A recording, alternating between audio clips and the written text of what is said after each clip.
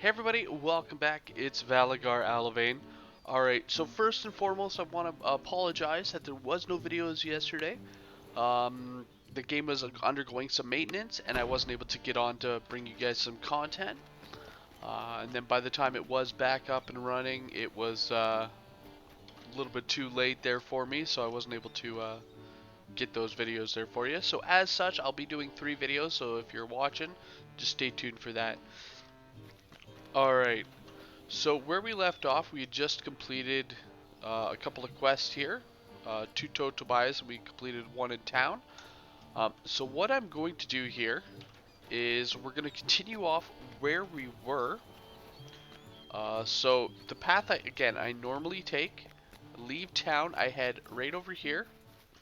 The crow's nest is strategically and head down to Two Tobias.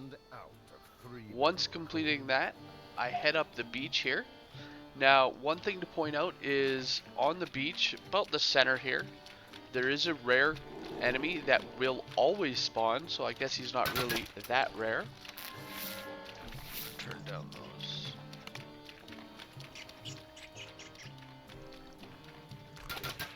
There we go. So there he is, the Cannoneer Stranati, and what's unique about him is he can actually drop a named rune arm, which is a really handy one, and is actually one of the very few sellable rune arms. We did not get it. So once that's done, I actually take a path, and I head down this path here, going to right at the bottom of the waterfall here, into Garl's tomb. Now I don't know if we're going to be doing these ones just right away, as they are a little bit higher level. Yeah, so that's level 6, making it 8 on Elite, and then the second part is 9, making it, or 7, making it 9 on Elite. So we will get to those in a later video, but generally speaking, when I am out here for experience, I'll just hit, you know, Two-Toed Tobias there under the ship, and then I'll turn right around and I'll head right into those, getting them done and out of the way right away. After that, I will then proceed along the water here, making my way up. And I gotta go around this bend. And making my way to actually my favorite quest out here in this chain, which is Arakam's Trial.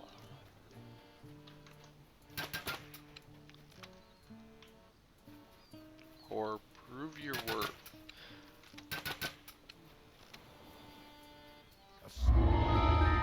Alright. Curiously alone in the center of the cove. So there we are. Now, the reason I really like this one is just all the various mechanics inside of the game.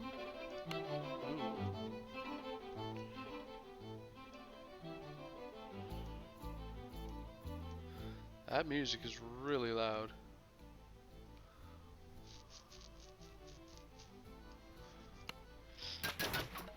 Alright.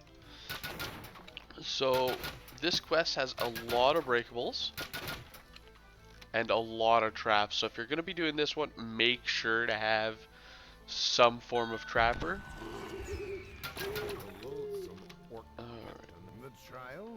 So once you've talked to the orc right there, you can proceed through the south door. Now all these boxes on the side, don't worry about breaking them. They will get broken here in a second. We also have a control panel. Now if you notice how it's slightly off-centered, what happens here is there's traps at the top. Okay, so that's why you don't have to, first off, that's why you don't have to worry about breaking them. It does actually give you count for all those breakables, so don't feel like you have to get it before the blades grab them. Alright, and as you can see, the trap up top, it's still half on, though the left half is disabled. If you look how the control panel is slightly off-centered, it's slightly leaning towards the left, which means the left side is disabled. They do the same later on, though it'll be on the right side, and again, the right side is disabled. As you can see, it wouldn't be hard to walk through these even the traps here. Like, even just going through it, so it's not that difficult to get through. When we do this quest again on Epic, I do want to point out that they do have a second trap box at the end, which completely disables that, but it doesn't exist here in the heroic version. Alright, so the next thing to point out is the skull. They have this at a couple of locations throughout this quest. Generally that means danger, either a trap or an ambush. In this case it is just an ambush. So the wall opens up here, and actually there as well, revealing just a couple of enemies. Once they are eliminated, it opens up the gates, which we didn't actually see, so it does. With this ambush, what happens is it closes the door, so any party members still stuck inside will have to wait, as well as it drops a gate there and there, so it does trap you in this room here. Alright. So I do want to point out, just around the corner, it does have, again, that skull and crossbones. This one is signifying a trap.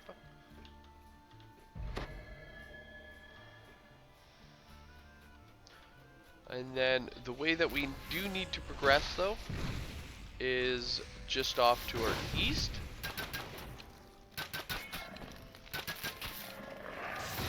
And it's just continuing. It's very straightforward, very basic.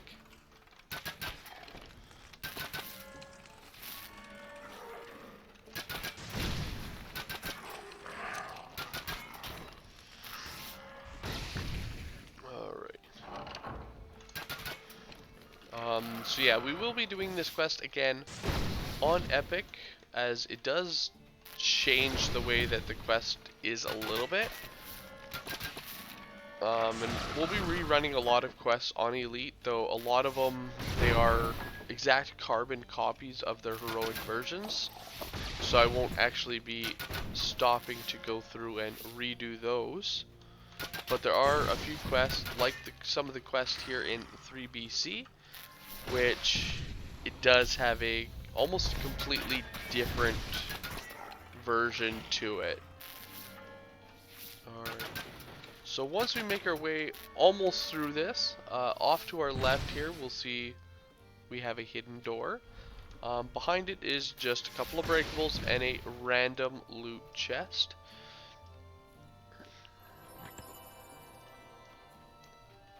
Alright. And once we're done, we're going to actually come to this part. Now, this part actually causes a lot of annoyance for a lot of players. I see a lot of them falling. I actually was doing this quest back before I had Featherfall. This was many, many years ago. So the use of Featherfall definitely makes this so much easier, but if you don't have it, don't worry. It was designed around not having Featherfall. The trick to this one is you actually climb to the top of the ladder. As you can see, there is no, you can't proceed any further. So once you're there, you turn around so that you're facing your next ladder, and then you can just either walk off the top like I did there, or you can hit spacebar to jump off the ladder and then hold down your movement key to make sure that you move towards the correct location. And that's essentially all you got to do here. You just got to climb up the path here. So some of these jumps, like I said, are really annoying, but it is doable even without the use of Featherfall. It's just a lot harder due to, you have less time to react to falling down. As well, I do want to point out on that last landing there that we just passed, there are some breakables. Don't worry about if you skip them. There are enough breakables actually in the coming room here to Your get you your muscles are ransack. worn and weary from the ascent up the agility trial, but you must proceed. The fetid stench of sewer fills your nostrils. Alright, so here we are again. Again, as there's that little skull and crossbones at the end of the hall. What happens is as we approach, it actually opens up these little side paths, revealing yet again another ambush. So I'm just gonna drop down a turret. And when it does lock you in here with them. So just be aware again. You survived the Warforged ambush. Now the constructs cease to exist. From here, this giant room. Now again, doable without Featherfall. Just make sure you watch where you're jumping to. But because we have Featherfall ourselves, we'll just glide down. And as you see, there are a couple of enemies, 2 enemies exactly. They're both on these platforms here, on their adjacent ones. And yeah, I usually just shoot them while I'm up top. It makes it a little bit harder for them to hit you, and you know, it's not that hard for you to hit them. Once you're done, come all the way down to the bottom, and lots and lots of boxes. As well, they have a puzzle.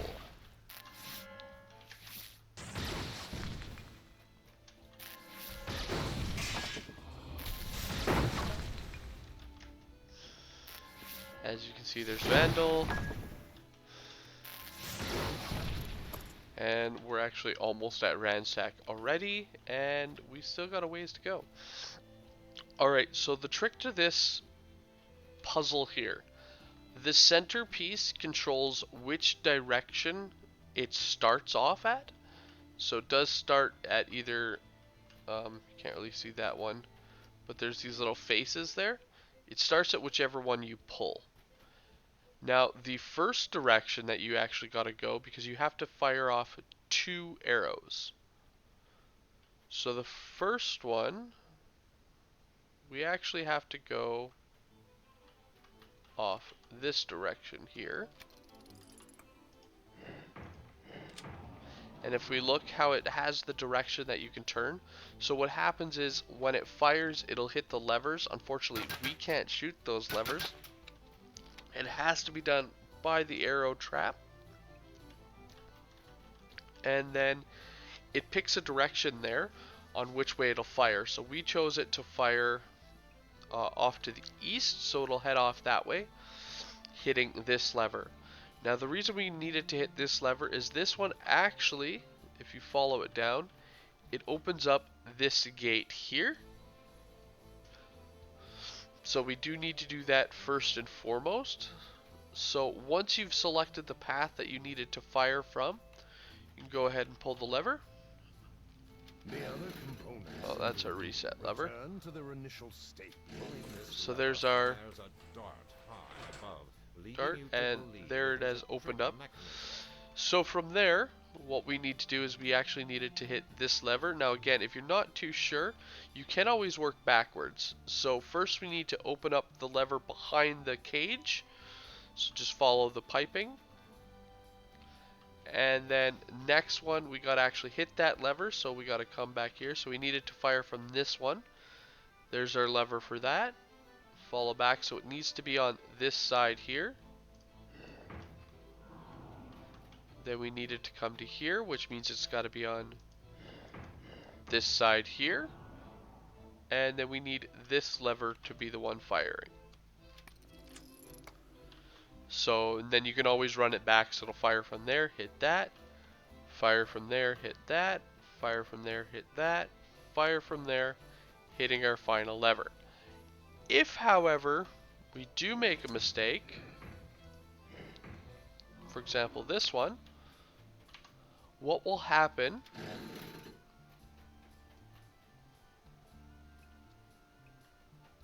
Alright, so I gotta pull my reset first. There we go. It will actually just spawn in enemies. Now, it will actually continuously spawn these in, so it's not like a one-off, oh, you messed up once. I'm gonna drop a turret, and I'll show you again there. So we'll pull the reset lever. And we'll pull it again. As you see, it will once again spawn in the enemy. And it'll actually continuously do this. So if you are looking to get conquest, this is one way to go about doing that. It is kind of an annoying way, but it is doable. But what we'll do is we'll just go through and actually complete here. The challenge was no match for your sharp wit. The portcullis rumbles. Alright, so there's our ransack. As you see, we didn't quite need those boxes on the way up. As well, there are still plenty of boxes left. So if we did miss some, not a problem. Alright, and as many frequent dungeon goers know, especially in a quest filled with traps, a long ominous hallway generally signifies a trap, and you would actually be correct. Now, it's not a trap in the typical sense. What happens is once you approach the other end of a hall, it actually spawns in an enemy here. So I'm just going to drop down that turret, and I'll actually walk backwards so you can see him spawning in. So once he spawns in, there he is right there. And he'd actually spawned right on that turret there. So I was able to get his aggro and hit him a couple of times there for us. So, not a hard fight. As you can see, he does have a little bit of hit points. He was also a champion there. But, yeah, not too difficult there to deal with. Alright. Now, in this room, there's actually a couple of ways to do it, so I'm going to show you the really easy way to get through this. It does involve a little bit of jump. So first things first, we're going to grab that control panel. What that does is it actually turns off these first trap here, and this one here, allowing you to proceed along this axis. There's also two trap boxes right here at this constant flame jet. Once we disable both of them, however, it will unlock and stop the jets. So yeah, they really trick you into thinking you can go quick. The chest is also locked until you get those trap boxes. Alright, so the sneaky, tricky way to get through is actually just come and on these boxes here, and you can jump right up. Grab the ledge, pull the lever. Just like that. However, if you don't have the jump or someone happens to break the boxes, which does frequently happen, the way that you're supposed to get through this is, one, a little bit of timing, as well as we're progressing through. So once you pull that trap box there, you can get to here, hop down here, pull the lever, which now does turn off and changes the orientation of these traps going off. So as you see, this path here is now clear.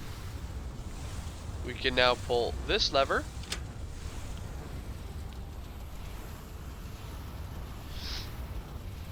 which has turned off a few more. We got this one, we got to pass here. And then we can hop right down here, pull this lever, which does turn off a few more, but just be careful here. It turns off enough so that you can get to the lever, the back wall, which disables that row of flame jets. Now you're here. At this point, if you try to proceed, it will start shooting you with dart arrow traps. However, if we disable them, of course that's not going to happen. In the epic version of this, they actually place traps as well on this bridge, but we don't have to worry about that right now. Alright, once you get to the end and you pull the lever here, it opens up our gate, allowing us to progress further.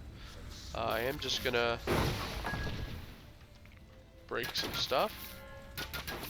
On the very rare chance that it actually drops us something good, I will let you know, like, you can get tomes from breaks. It does not happen very often. Throughout all my years of playing, I think I've gotten a total of, I personally have gotten one, and I think I've seen 2 others. And that's in about 10 years of playing. So, really not often, but it can happen. So I do want to point out, as you can see, there is a flame jet there. There's, I believe, another one there, but don't really want to hop over. We can disable it by the control panel. So if you notice when we came up, we did see the spot of red. Though from this angle, you can't really decipher what it is. So just be careful. I know a lot of people, they just come running around the corner and end up falling right in the path, or right in the pit. So there's our trap box, disabled. When we get here, it doesn't matter which side we go off on. I usually head off this direction. If you chose to head off the other one, it would just drop you here. Not a big deal. Now this chest here does randomly spawn in here. Sometimes it'll be right here. Other times it's over here. Sometimes it's not even here at all. So I'm not exactly sure what causes this one to spawn and where it spawns. But just give it a look around. You might get yourself some free loot. Alright. So now we're going to progress to this room here. Now, as you notice, we still are only at aggression because we didn't stop to constantly kill all those iron defenders. Don't worry, there's again a little trick right here. So I am going to call my hireling and give myself a top up here. So what's going to happen is we're going to talk to Penzance. He's going to ask us piratey questions. If you get them correct, minus one of them, he rewards you with not causing a fight. If, however, you get them wrong, he spawns in some enemies for you to deal with. They spawn out of these 3 doors here. So I'm just going to drop actually a turret. Let them deal with that. So we're going to talk to him. So the answer that you want is run for your loot as quick as you can. That is the correct answer. However, again, we want to get these incorrect. So we're going to say, going to check on the crew.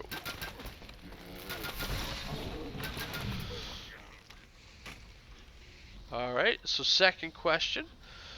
When we get to a port, where are we going to go? The correct answer is the local tavern. We're going to select the prison.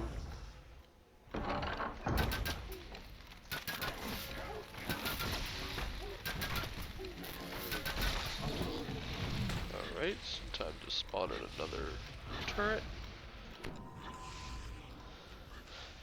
Now, this question here, it can't, oh, no, we got one more. So, how much is the share of the captain? Correct answer is double the share of the crewmates. We're going to say the same.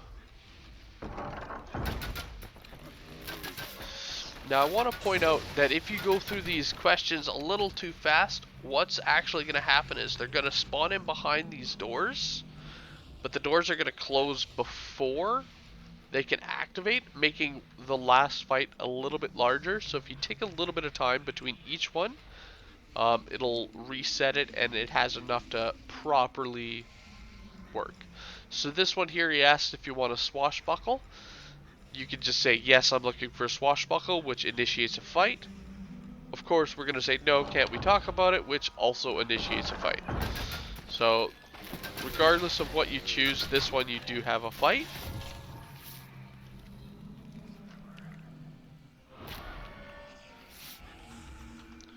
Alright, and the last one here, we have to choose whether or not we want this Meeble to walk the plank. Now, if we choose him to walk the plank, he's going to hop down there, it's going to spawn in some enemies, he's going to die. However, if you choose to free him, he's going to take off, it's going to spawn in some enemies, including a uniquely named orc, who, when he dies, will actually drop a key. Now, you do need this key. It'll help you proceed a little bit further. Another little side note here. Ooh, we got a rem chest from him too. Get that first. Another little side note that was actually found by a friend of mine named Shira is if you look at the ceiling in the corner here and use your Q and E, you can actually target a couple of levers. And if you actually hop up here, you're actually able to use said lever. Though we don't actually know what these levers do. We haven't found cause, so you can only access this first one. But we haven't found anything that attributes. So this is obviously like something to do with the quest itself. But again, we haven't found anything that contributing to those levers there. Alright, so once we complete that fight, the person who picked up the key does need to come through and unlock the door here. It's just a small little maze of boxes, super easy. Essentially, you just take the one and only path it allows you to go. Now you're out. Again, use your key to unlock the door. And just like in the very first room, you'll notice this is off-centered on the right side, meaning it has disabled the traps on the right side. Now this one here has flame jets rather than the spikes, but just like the other one, it is again on the right side. Not a big deal. Once we go through, unlock this door and go through, that's it, we've completed. And the reason I always choose to free the Meeble is if we don't free Meeble, it completes the quest right there. That room, it doesn't ask you to come this far. However, going through that extra little bit, it does award you with experience. So, in my mind, a couple extra steps out of the way for 1500 experience, totally worth it. A small building. Alright, well, that was Prove Your Worth. I hope you guys enjoyed. Thank you all for watching, and I will see you guys later. Have a good one, all.